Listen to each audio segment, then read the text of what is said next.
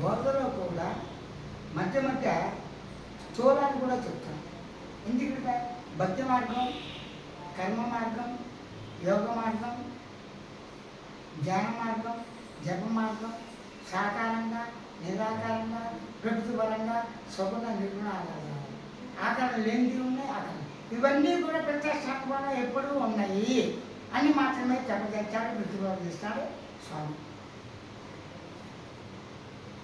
అంటే దీనివల్ల మీకేం కలుగుతుందని కాదు, ఉందాన్ని అవగాహన చేసుకోవడం వాటిని అన్వేషిస్తూ ప్రయత్నాలతో సాధించాలని మీరు చేస్తారు. అది మరింత భాగం అవుతుంది. అయితే మీరు అనొచ్చు, అదే భారం కాదని మీరు హామీ ఇస్తారా? నేను ఒకదానికి హామీ ఇవ్వలేను. చావు కూడా ఎవరు ఉండరు, దాన్ని తప్పించి అన్నిటికీ ఇస్తాను. స్పష్టంగా ఇస్తాను. స్వయం దేహానుభవమే స్వయం ఆత్మానుభవం మాట కట్టుకొస్తాను.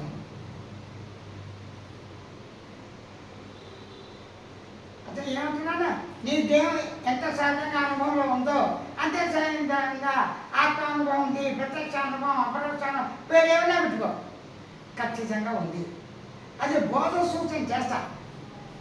ఎక్కడైనా బోధతో కానీ బోధ చెప్పడంలో శ్రమ ఉంది, సూచన శ్రమ ఉందా? సూచన వచ్చామా, బోధ వచ్చామా? సూచనలో బోధ ఉంది, సూచించుట.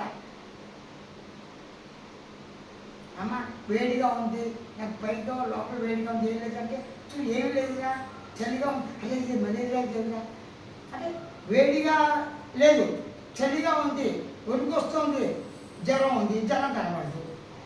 అప్పుడు కొత్త గొప్ప తెలుసుగా మలేరియా. అప్పుడు మలేరియా లక్షణాలు వేరు, టైఫాయిడ్ లక్షణాలు వేరు, మైగ్రేన్ తలనొప్పి వచ్చిన లక్షణాలు వేరు, మామూలు జ్వరాలు వేరు, జలుబు జ్వరాలు ఎన్ని ఉన్నాయి. ప్రతి లక్షణం అదే కదా.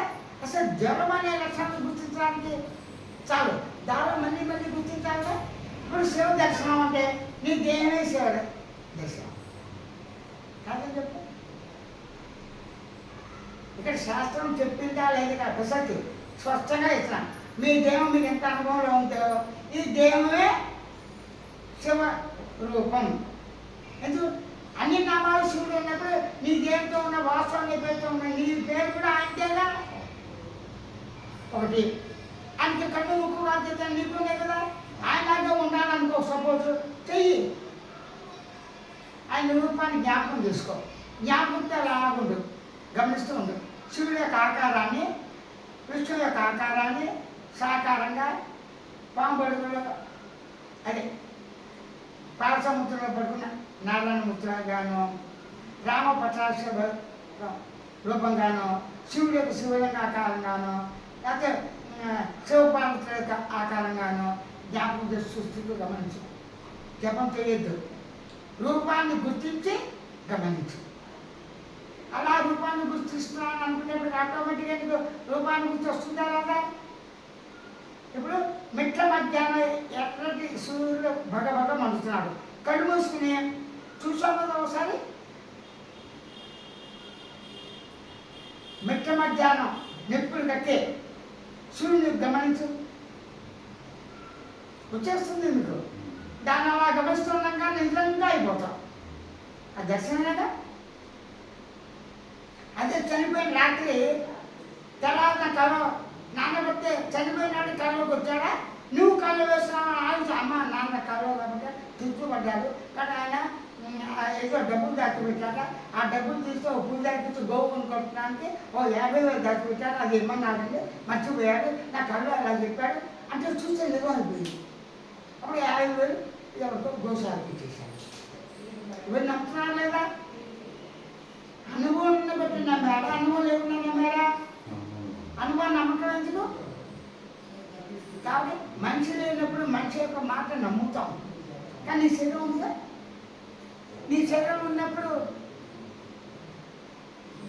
దేవం దేహాలయం, దేహం దేవాలయంగా ఉన్నప్పుడు, దేహం వైద్యాలయంగా యాక్సెప్ట్ చేసినప్పుడు ఆకులు అలాగు సంగీతం మాట్లాడతాం, కుండాలు తీయటం, అసలు ఏది ఏ లక్షణం లేదు చెప్పు శరీరానికి.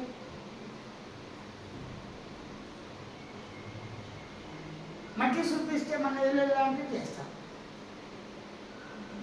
చేస్తాం లేదా? మన పక్కన పిల్లలు కూర్చోబెట్టి చెగుళ్ళు చేద్దామని చెప్పి మైదా పిండితో కలిపి దానితో కలుపుతారు కొన్ని. అలా కలిపి సాధ్యం చేస్తే వాడు పిల్లలు వేసేస్తారు. అంటే ఆకారాన్ని చూస్తే అదే ఆకారం కాబట్టి ఆకారం ఉందా లేదా? ఏ ఆకారమైన ఆయన కదా. శివనామం ఒకటే అవ్వచ్చు, శివుడు అనంత పోతే నామాతో. కాబట్టి నువ్వు ధ్యానంలో ధ్యానం చేయొద్దు. ధ్యానం చేసే రూపాన్ని గమనించి గుర్తించకూడదు. బాగా అర్థం చేసుకోవాలి. అయిపోయింది. రూపాన్ని గమనించి గుర్తించుండు. రూపం ఎలా ఉన్నది? అదంత అణువులతో ఆకారంగా, అదంత అణువులతో ఆకాశంతో ఉన్నది. ఇది మాత్రం మర్చిపోతే సూచన. శివలింగం ఎలాగుంది? అణువులతో, శివాకారంతో, పాన్మట్టంతో ఉంటే ఆకాశం ఉంది. అప్పుడు ఆకాశం లేకుండా, అణువు లేకుండా శివలింగాన్ని, కృష్ణుని విగ్రహాన్ని, కృష్ణ రూపాన్ని గుర్తిస్తావా? అప్పుడు నువ్వు ఏకపక్షంలో గుర్తించి నాకు ఇంకా శివదర్శనం కాలేదు బాబు. అలాగే ఇప్పుడు చూడు ఖచ్చితంగా. ఇంకోటి స్వయంగాను ఎప్పుడూ కూడా సూచనతో గుర్తింపజేసే లక్షణాలతో ఉంది.